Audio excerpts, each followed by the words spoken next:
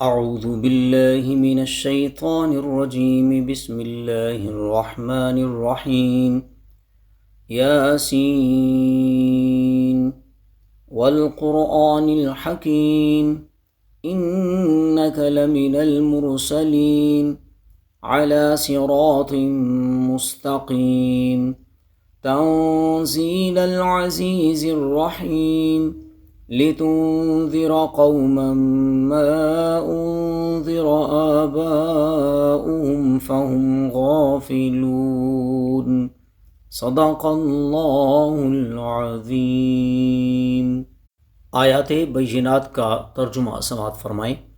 یاسین، حکمت والے قرآن کی قسم، بے شک آپ ضرور رسولوں میں سے ہیں، سیدھے راستے پر قائم ہیں۔ یہ قرآن بہت غالب، بڑے مہربان کا نازل کیا ہوا ہے، تاکہ آپ اس قوم کو عذاب سے ڈرائیں جس کے آباء و اجداد کو نہیں ڈرایا گیا، سو وہ غافل ہیں۔ سورہ یاسین مکی سورت ہے، ترتیب نزول کے اعتبار سے 41ویں اور ترتیب مصحف کے اعتبار سے 36ویں سورہ مبارکہ ہے۔ اس کے 5 رکوع اور 83 آیات ہیں۔ اس میں اسلامی دعوت کے 3 بنیادی اصولوں پر ایمان لانے کی دعوت دی گئی ہے: توحید، رسالت اور قیامت۔ حضرت اسماعیل علیہ السلام کے بعد نبی آخر الزماں صلی اللہ تعالیٰ علیہ وآلہ وسلم تک کے درمیانی عرصہ میں یہاں کوئی نبی مبعوث نہیں ہوا۔ عرصہ دراز تک نور نبوت سے عدم فیضیابی کے باعث فہم و فکر کی قوتیں اور شعوری صلاحیتیں تقریباً مسدود ہو چکی تھیں، اس لیے انہوں نے نبی کریم صلی اللہ علیہ وسلم پر ایمان لانے سے انکار کیا۔ اس سورہ مبارکہ میں اللہ تعالیٰ نے توحید اور اپنی قدرت و حکمت پر فطری دلائل ارشاد فرمائے، عقیدہ آخرت پر آثار کائنات، عقلی اور خود انسان کے وجود میں جو نشانات موجود ہیں کا ذکر فرمایا، رسالت محمدی کی صداقت پر، آپ کی تبلیغ، مشقت اور ظلم و استہزاء پر صبر و استقامت، سابقہ انبیاء علیہم السلام کے ساتھ اقوام کے رویے، انسانی تخلیق اور مرنے کے بعد دوبارہ زندہ کیے جانے اور تسخیر کائنات جیسے مضامین بیان ہوئے ہیں۔ اس سورہ مبارکہ کو قرآن مجید کا دل قرار دیا گیا۔ اس کے کئی نام ہیں، جیسے عظیمہ، المدافعہ، القاضیہ وغیرہ۔ یاسین، اس کے متعلق علماء تفسیر کے مختلف اقوال ہیں۔ حضرت ابن عباس، اکرمہ، حسن بصری اور سفیان بن عیینہ نے اس کا معنی یا انسان کیا ہے۔ محمد بن حنفیہ نے اس سے یا محمد مراد لیا، اور ابو بکر وراق نے یا سید البشر معنی کیا ہے۔ زید بن اسلم اور امام مالک نے اللہ تعالیٰ کے اسماء میں سے ایک اسم قرار دیا ہے۔ ابن عربی کا بھی یہی قول ہے۔ امام قتادہ کا خیال ہے کہ حروف مقطعات قرآن مجید کے نام ہیں۔ حضرت علی کرم اللہ وجہہ الکریم نے اسے نبی کریم صلی اللہ علیہ وآلہ وسلم کے اسماء میں سے ایک اسم قرار دیا۔ کثیر مفسرین کرام نے اسی قول کو اختیار کیا ہے۔ اس لیے کہا جا سکتا ہے کہ یاسین میں علی حسب الاقوال یا انسان یا محمد یا سید البشر مراد ہے، اور اس میں آپ صلی اللہ علیہ وسلم کو خطاب ہے۔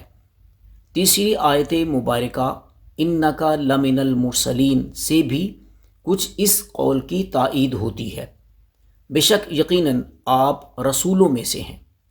سید محمود بن عبداللہ آلوسی رحمۃ اللہ علیہ فرماتے ہیں، رسول اللہ صلی اللہ علیہ وسلم اس کائنات میں بمنزلہ دل کے ہیں، اور سورہ یاسین قرآن مجید کا دل ہے۔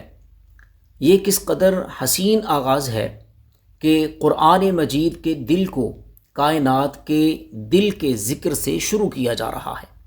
اللہ تعالیٰ نے آپ کے سوا اپنے انبیاء علیہم السلام میں سے کسی نبی کے نام کی اپنی کتاب میں قسم نہیں کھائی۔ والقرآن الحکیم، اعلان نبوت کے وقت مکہ مکرمہ کی سرزمین پر اتنے لوگ لکھنا پڑھنا جانتے تھے کہ انہیں انگلیوں پر شمار کیا جا سکتا تھا، مگر زبان کی فصاحت و بلاغت سے واقف تھے، علم الکلام میں مہارت رکھتے تھے، شعر گوئی میں بلند مقام کے حامل تھے، کلام کی خوبیوں اور نقائص سے خوب آشنا تھے۔ جب قرآن حکیم کو سنا تو دم بخود رہ گئے اور اس کی فصاحت و بلاغت کے سامنے عاجز آ گئے۔ اس کی عظمتوں کے معترف تھے، مانتے تھے ما ھذا کلام البشر، مگر بغض و عناد نے ان کے دلوں پر تالے لگا رکھے تھے۔ تکبر کی انتہا نے تسلیم کی صلاحیت چھین لی تو فرمایا قسم ہے حکمت بھرے قرآن کی۔ قسم سے مراد اور مقصود اس بات کا یقین دلانا ہوتا ہے کہ جس کے لیے قسم اٹھائی جا رہی ہے، اور قسم اس بات کی دلیل ہوتی ہے جو اس قسم کے بعد جواب قسم کے طور پر آ رہی ہوتی ہے۔ پھر بعض اوقات جس کی قسم اٹھائی جائے اس کی عظمت ہی کو جواب قسم کے طور پر پیش کیا جاتا ہے۔ الحکیم کا ایک معنی یہ ہے کہ یہ قرآن دانائی اور حکمت سے بھرپور ہے، اس کی کوئی بات نہ خطا ہے، نہ خلاف عقل اور نہ ہی کمتر درجے کی، بلکہ ہر بات کمال عقل و دانش پر مبنی ہے۔ اور ایک معنی یہ ہے کہ قرآن انتہائی محکم اور مضبوط ہے، اس کی آیات میں کوئی باہمی اختلاف نہیں۔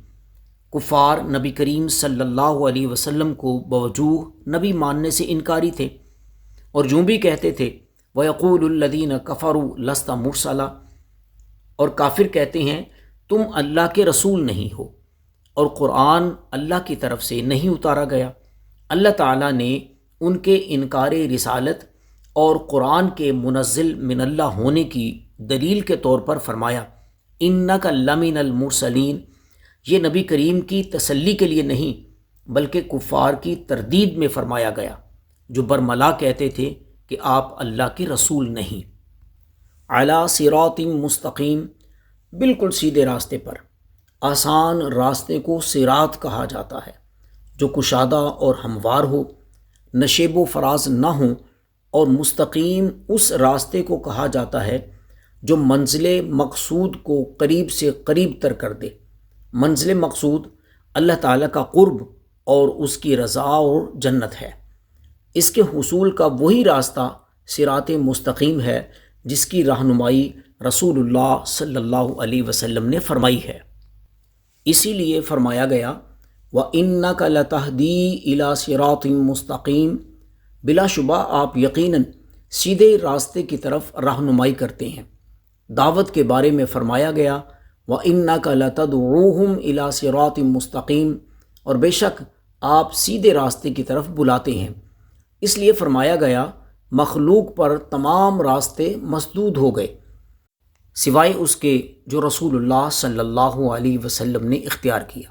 اسی لیے صراط مستقیم وہی ہے جس کی رسول اللہ صلی اللہ علیہ وسلم نے دعوت دی، جس پر آپ نے عمل کیا، اور جس کی صحابہ اور اہل بیت اطہار نے اور اسلاف نے پیروی کی۔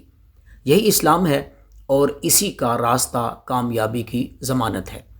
تنزیل العزیز الرحیم، یہ سب پر غالب نہایت مہربان کا نازل کیا ہوا ہے۔ تنزیل ایک چیز کو یکے بعد دیگرے اور متفرق طور پر نازل کرنا ہے۔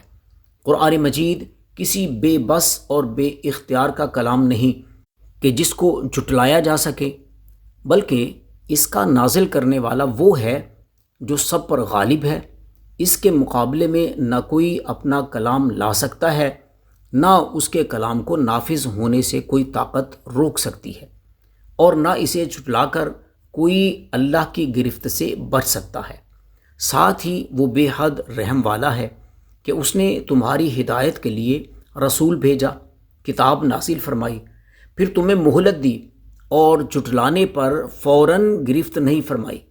نزول قرآن اور بعثت نبوی پروردگار کی مہربانی ہی تو ہے کہ اس نے گمراہیوں سے بچنے اور گناہوں کی دلدل سے نکلنے کا ذریعہ بنا دیا تاکہ لوگ ان کی برکات سے صراط مستقیم پر آ جائیں اور مقصد کو پالیں۔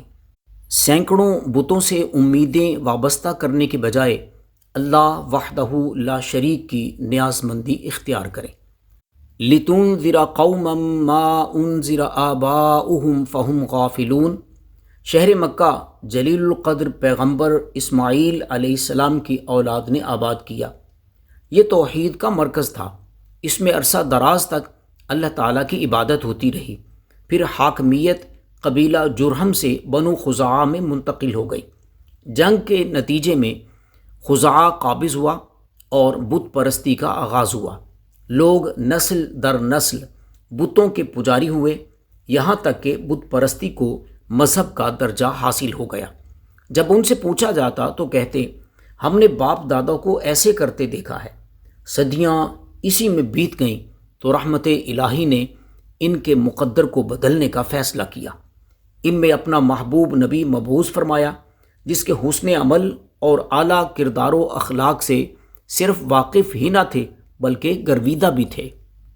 جب کوئی قوم غفلت میں مبتلا ہو جائے تو اسے عذاب الہی سے ڈرانے کے لیے رسول بھیجا جاتا ہے جو اسے خبردار اور متنبہ کرتا ہے کہ میرے سمجھانے اور ڈرانے کے باوجود تم نے آنکھیں نہ کھولیں تو اس کا نتیجہ شقاوت و بدبختی اور عذاب و عتاب الہی ہوگا۔ بعثت نبوی اتمام حجت ہے۔ وما کننا معذبین حتی نبعث رسولا۔ نبی کی تشریف آوری پر جب کوئی انکار و استکبار کا مظاہرہ کرے تو دائمی عذاب ہی اس کا مقدر ہوتا ہے۔ اللہ تعالی ہم سب کو اتباع مصطفی کی توفیق اور سعادت عطا فرمائے۔ وما علینا الا البلاغ المبین۔